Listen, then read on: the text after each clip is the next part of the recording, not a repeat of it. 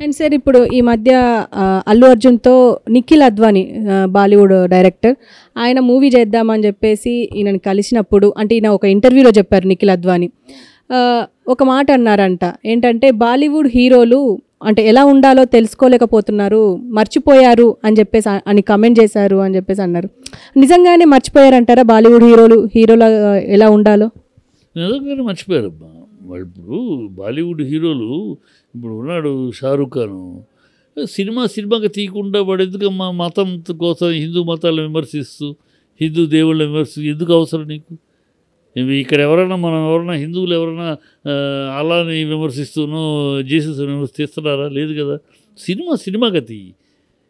నీ సినిమా ఏంటి, నీకు ప్రేక్షకులు ఉన్నారు, ఆడియన్స్ ఏంటి, పెట్టుబడి పెట్టేవాళ్ళు ఎవరు, డబ్బులు పెట్టేవాళ్ళు ఎవరు, డబ్బులు ఏంటి, నీ స్టామినా ఏంటి, దాని ప్రకారం చేసుకోవాలంతే.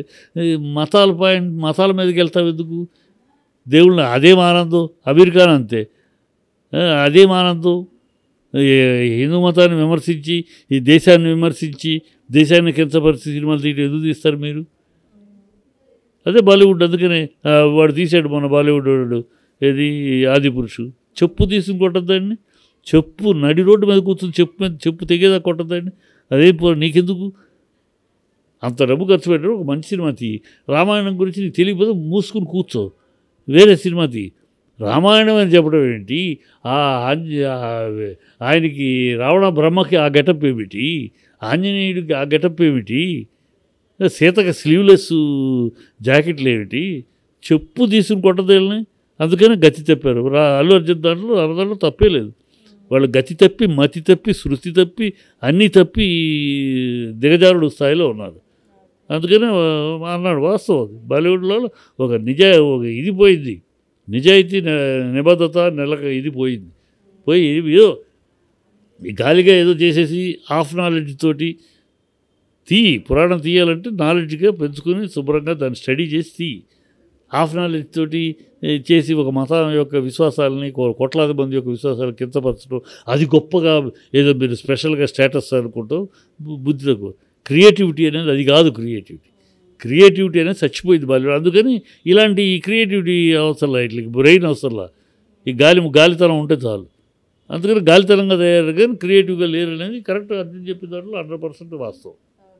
అండ్ సార్ ఒకప్పుడు బాలయ్య గారి ఇంట్లో కాల్పులు జరిగాయి, అది సురేష్ పైన జరిగాయి, అంటే బెల్లంకొండ సురేష్ పైన జరిగాయి అని చెప్పేసి మనకు తెలిసిందే. కానీ ఇందులో లక్ష్మీపార్వతి గారు ఈ మధ్య ఒక మాట మాట్లాడారు ఏంటంటే జూనియర్ ఎన్టీఆర్ వల్లే ఆ రోజు కాల్పులు జరిగాయి అని చెప్పేసి అంటున్నారు. ఎంతవరకు వాస్తవం అయ్యే అవకాశం?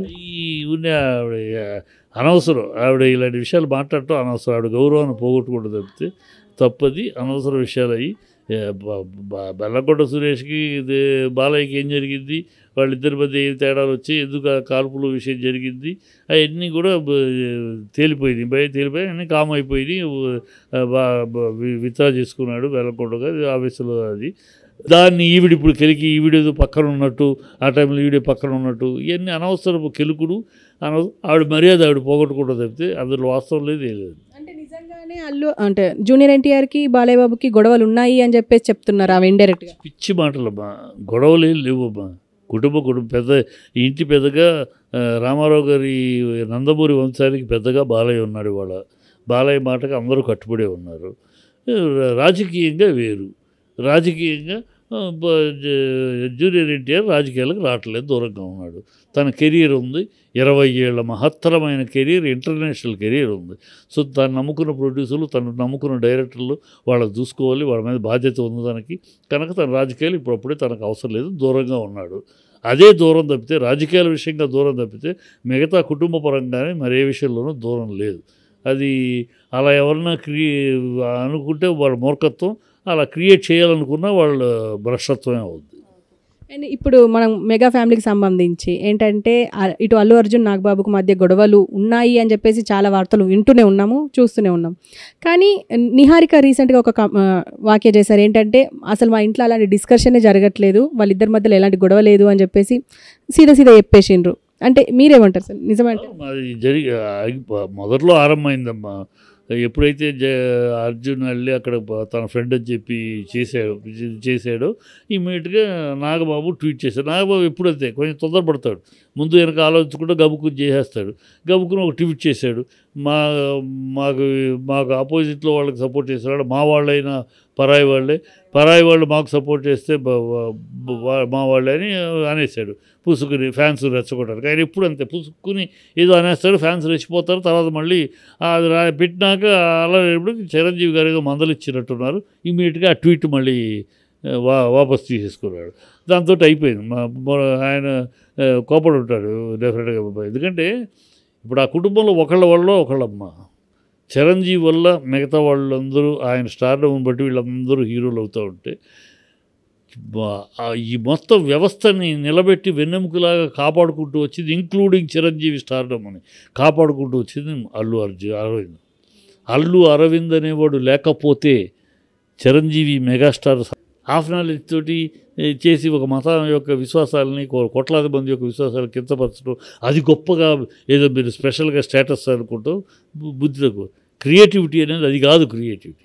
క్రియేటివిటీ అనేది చచ్చిపోయింది బాలీవుడ్. అందుకని ఇలాంటి ఈ క్రియేటివిటీ అవసరంలా, ఇట్లా బ్రెయిన్ అవసరంలా, ఈ గాలితనం ఉంటే చాలు. అందుకని గాలితనంగా తయారు కానీ క్రియేటివ్గా లేరు అనేది కరెక్ట్. అర్థం చెప్పిన దాంట్లో 100% వాస్తవం. దాన్ని ఇప్పుడు ఈవిడేదో పక్కన ఉన్నట్టు, ఆ టైంలో ఈవిడే పక్కన ఉన్నట్టు, ఇవన్నీ అనవసరపు కెలుకుడు. ఆవిడ మర్యాద ఆవిడ పోగొట్టుకుంటూ తప్పితే అందులో వాస్తవం లేదు అనే సౌధం కూడా లేదు. అది తెలిసి పెట్టుకోండి. ఎందుకంటే ఇవాళ ఆయన స్టార్ అయినాక అందరికీ మేము చిన్నప్పటి చూసాం కనుక ఎంత కష్టపడ్డాడు.